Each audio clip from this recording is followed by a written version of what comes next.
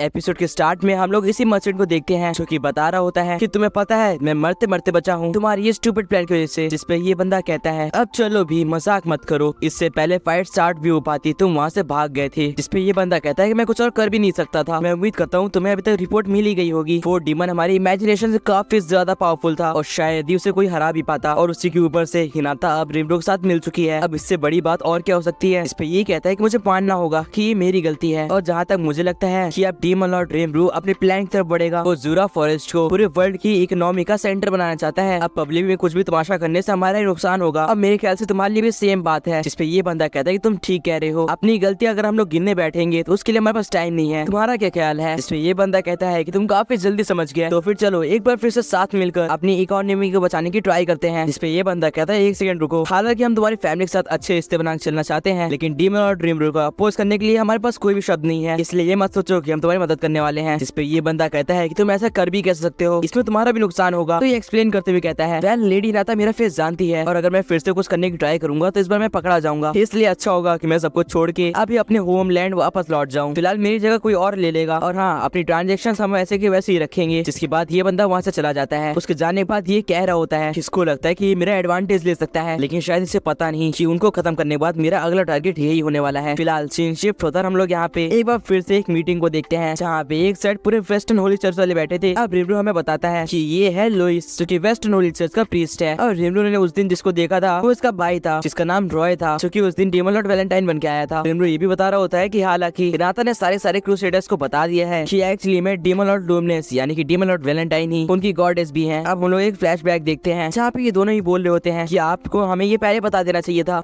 हम जिस पे विश्वास करते हैं वो आप हो, ना कि कोई गॉडेस। जो कि सुन के यहाँ पे हिनाता कहती है अगर ऐसी बात है तो फिर ठीक है। रिमरो कहता है शायद से ये टाइम है कि हम लोग अपने दोनों के दोनों नेशंस का फ्यूचर डिसाइड करें। इस पे हिनाता पहले कह देती है कि मैं तुम्हें पहले बता दूं वेस्टर्न होली चर्च कभी भी मॉन्स्टर्स को एक्सेप्ट नहीं करेगा और ये एक पहली और आखिरी शर्त थी जो कि रखी गई थी जब रेहम वहाँ पे आया था। हिनाता बताते हैं कि उस टाइम तो वो भी रिमरो से रिवेंज लेना चाहती थी। रिमरो कहता है किस लिए, क्या तुम शिजू के बारे में मेरे से रिवेंज लेना चाहती थी। इस पे हिनाता हाँ कहती है और बताती है कि उसको यहाँ पे ईस्टर्न मर्चेंट्स ने अपने इशारों पे नचाया था या फिर कहो उससे अपनी बातें बनवाई थी। रिमरो कहता है मेरे ख्याल से क्लेमैन के भी यहाँ पे कुछ कनेक्शन थे मर्चेंट से, मेरे ख्याल से वो ईस्ट के ही होंगे। हिनाता कहती है कि उन लोगों ने इसे बताया था कि रिमरो ने शिजू को मारा है। जिस पे रिमरो कहता है और तुमको इससे बुरा टाइम कुछ और मिला भी नहीं था। वो कहता है कि अभी भी जब भी वो उस बात को याद करता है उसका गुस्सा बढ़ ही जाता है। हम लोग देखते हैं कि रिमरो एक बार फिर से बिना सोचे समझे अपना ऑरा रिलीज कर रहा होता है। जिसपे लुमिनस कहती है ओ कम ऑन इसको कंट्रोल भी करो, यहाँ पे सबको दिक्कत हो रही है। जिसपे रिमरो माफी मांगता है और कहता है मैंने ध्यान नहीं दिया, मुझे माफ करना। रिमरो कहता है तो इस हिसाब से ये सबके पीछे ईस्टर्न मर्चेंट्स हैं और एडमिरल्स को भटकाने के पीछे भी कोई ना कोई मर्चेंट का ही हाथ है। जिसपे हिनाता कहती है बेशक रेहम ने ये सारी बातें हम लोग को पहले ही बता दी थी कि यहाँ पे एडमिरल्स के पीछे किसी न किसी मर्चेंट का हाथ है। रिमरो बताता है कि क्लेमैन बहुत ही पहले से किंगडम ऑफ फेलमेंट को अपने हाथों में नचाते हुए आया है। जिसपे बेनीमारू कहता है और मर्चेंट्स ने क्लेमैन के साथ काम करा, क्या आप ये कहना चाहते हो। रिमरो कहता है मर्चेंट्स चाहते थे कि वो किंगडम ऑफ फेलमेंट पे राज करे और क्लेमैन चाहता था कि वो एक ट्रू डीमन लॉर्ड बन जाए और इन सब के पीछे एक मास्टरमाइंड है जो कि इन सब को कंट्रोल कर रहा था। जिसमें लुमिनस कहती है कि तुम्हारे हिसाब से ये कौन है, क्या ये वही है जिसके बारे में वो क्लेमैन मरते समय कह रहा था। लुमिनस कहती है कि उसे तो यकीन नहीं हो रहा कि एक बेवकूफ क्लेमैन इतने टाइम तक उसे सीक्रेट रख कैसे पाया। रिमरो कहता है कहीं वो 7 डेज ऑफ क्लर्की तो नहीं हो सकते। जिसपे वैलेंटाइन कहती है तुम ये सोच भी कैसे सकते हो, एक सेकंड क्या तुम मेरे ऊपर इंसान लगा रहे हो। जिसपे लुइस यहाँ पे वैलेंटाइन को शांत कराते हुए कहता है कि पॉसिबिलिटीज हो सकती हैं, वैसे भी वो आपका अफेक्शन चाहते थे और उन्होंने यहाँ पे हिनाता को मारने की भी ट्राई करी। अब रिमरो इमेजिन करता है कि उसका अफेक्शन से क्या मतलब था और वो पूछता भी है क्या उसका मतलब लव है। जिसपे लुइस हाँ कहता है और रिमरो शॉक ही हो जाता है कि वैलेंटाइन ऐसा भी कुछ कर सकती है। फिलहाल वैलेंटाइन बताती है आखिरकार वो थे तो इंसान ही और उनको 100 साल जिंदा रखने के लिए ये सब करना पड़ता था। हिनाता बोलती है तो क्या इसीलिए उन लोगों ने मेरे पर अटैक करा। लुइस कहता है मुझे तो ये लगता है पहले उन लोगों ने क्लेमैन का यूज करा ताकि वो तुमको हरा सके, लेकिन जब क्लेमैन मर गया तो उन लोगों ने ट्राई करा कि तुम रिमरो के साथ यहाँ पे फाइट करो। रिमरो कहता है क्या तुम ये सारी बातें दावे के साथ कह सकते हो। फिलहाल तभी यहाँ पे रेनार्ड कहता है कि वेल हमको इन्फॉर्मेशन मर्चेंट के बारे में 7 डेज ऑफ क्लर्की से ही मिली थी। रिमरो कहता है जरा एक सेकंड और वो यहाँ पे काउंट करते हुए कहता है इस हिसाब से तो अभी एक 7 डेज ऑफ क्लर्की जिंदा होना चाहिए। इसमें हिनाता कहती है कि फिकर करने की जरूरत नहीं है, वो 7 डेज ऑफ क्लर्की यहाँ पे चर्च में मारा गया। जिसपे वैलेंटाइन पूछती है क्या वो चर्च के प्रीस्ट ने उसे मार दिया। हिनाता हाँ कहती है। वो बताती है कि उसने यहाँ पे रीइंटीग्रेशन का यूज करा, भले उसने अपनी पावर का गलत यूज करा लेकिन एक तरह से उसने सही भी करा। वैलेंटाइन बताती है कि एक टाइम को वो हीरो कहलाता था और उसने तो मेरे साथ फाइट भी करी थी। जो भी अपने आप को हीरो कहता है एक न एक दिन उसको अपनी किस्मत से निपटना ही पड़ता है। वेल रिमरो कहता है चलो अच्छा सारी चीजें क्लियर हो गई, मुझे तो अभी तक लग रहा था कि वो मर्चेंट कोई और नहीं बल्कि यूकी है। जिसमें रेनार्ड कहता है क्या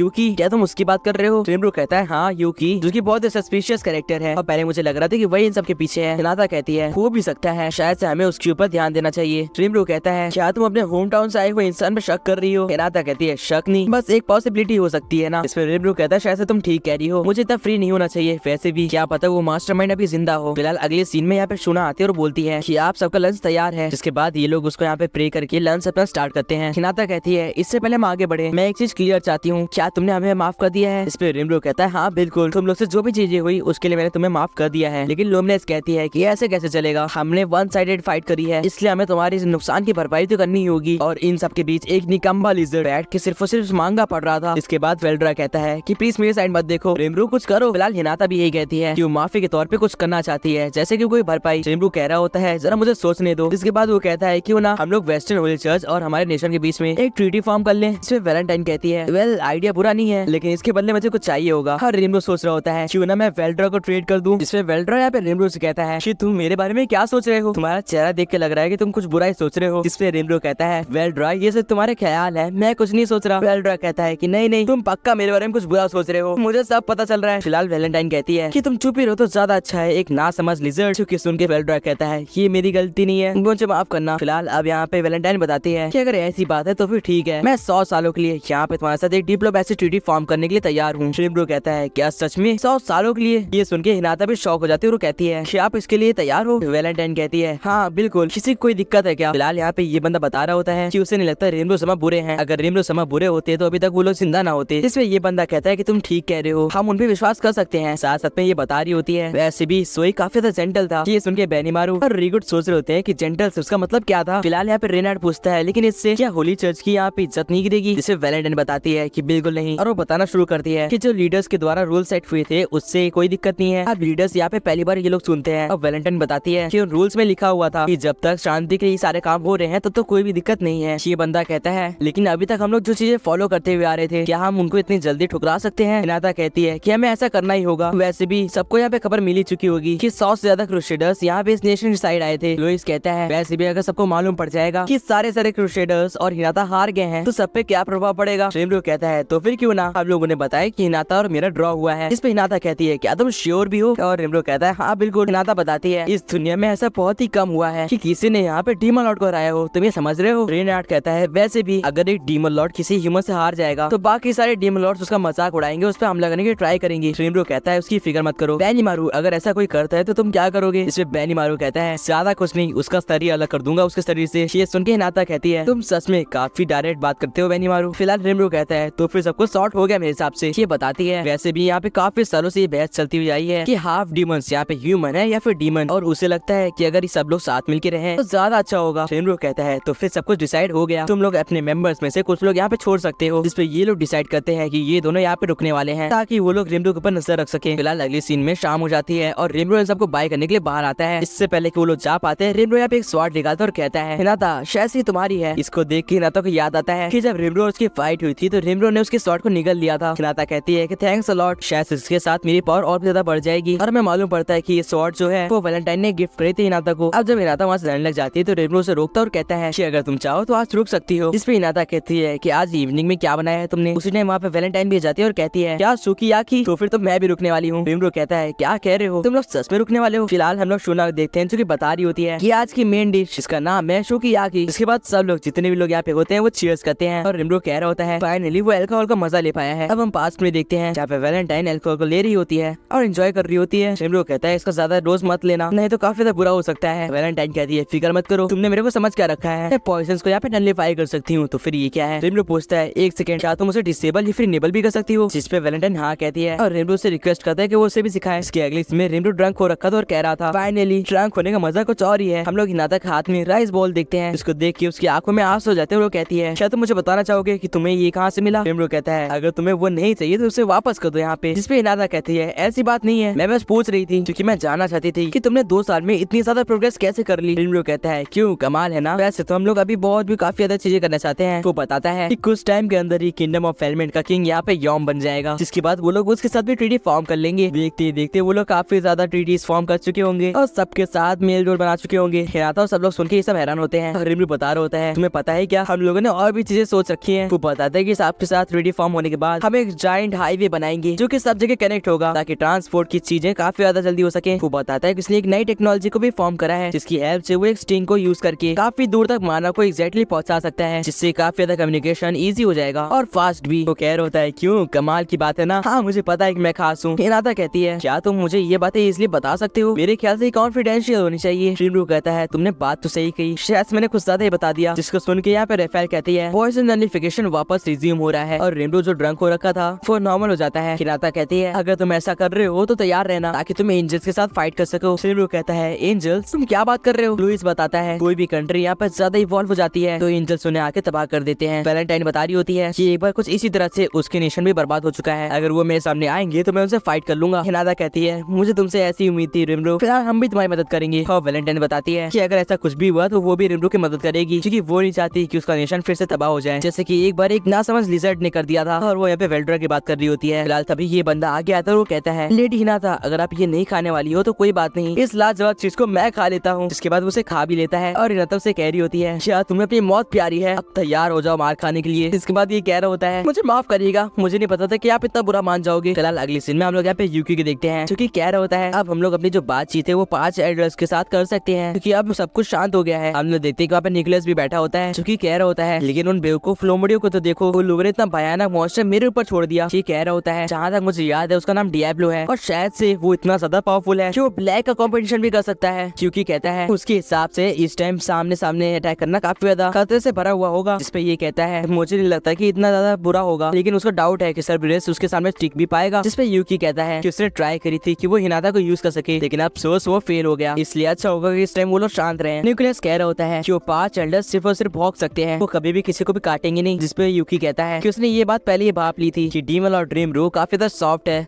और वो हिनाता को कभी भी नहीं मारेगा, इसलिए उसने ऐसी चाल चलने की ट्राई करी। कि कह रहा होता है कि अगर तुमने मुझे नहीं बुलाया होता तो इस टाइम मैं हिनाता से फाइट कर रहा होता और वो भी डीमन और ड्रीम रो के सामने। जिसपे यूकी कहता है अगर मैंने तुम्हें छोड़ दिया होता तो मेरा पूरा प्लान खराब हो जाता और वो वापस रिपेयर भी नहीं हो पाता और मैं ऐसा होने नहीं दे सकता था। जिसपे ये कहता है शायद मुझे अपने होमलैंड वापस लौट जाना चाहिए जब तक सब कुछ शांत नहीं हो जाता। जिसपे यूकी भी उसे सहमत होता है। फिलहाल यूकी कहता है इस टाइम हम लोग को ऑर्थर स्लेव मार्केट को डाउन करना ही होगा, नहीं तो हम लोग यहाँ पे हाईलाइट हो जाएंगे। फिलहाल अगली सीन हम लोग तब की देखते हैं जब निकोलस वहाँ से जा चुका था और यूकी कह रहा होता है क्यों काजलिम, तुमने सब कुछ सुन ही लिया होगा। जिसपे काजलिम बाहर आता है और कहता है कि हाँ बॉस मैंने सब कुछ सुन लिया था। वो पूछता है कि आप ऑर्थर्स को बंद करने के लिए क्यों ट्राई कर रहे हो। यूकी चाहता है कि वो बंदा थोड़े टाइम के लिए एक अच्छा इंसान का रोल प्ले करे। अब काजलिम कहता है ओह वो इंसान, मैं समझ गया, काफी बार आप काफी इंटरेस्टिंग आइडियाज के साथ आते हो मास्टर। इसमें यूकी कहता है तो फिर क्या ये सब मैं तुम्हारे पास छोड़ सकता हूँ काजलिम। इसमें काजलिम कहता है हाँ क्यों नहीं, वैसे क्या आप मुझे कागली बुला सकते हो आपसे। जिसपे यूकी कहता है क्या बात कर रहे हो, क्या तुमने ये डिसाइड कर लिया है। इसमें कागली कहता है हाँ मैंने ये डिसाइड कर लिया है, जब से डीमलॉर्ड क्लेमेंट मरा है मैंने सब कुछ डिसाइड कर लिया है कि मैं अपना बदला लूंगा और नाम लगा दूंगा डीमलॉर्ड काजलिम पे। इसपे यूकी कहता है ऐसी बात है क्या, तो फिर ठीक है काम पे लग जाओ कागली। और गाइस ये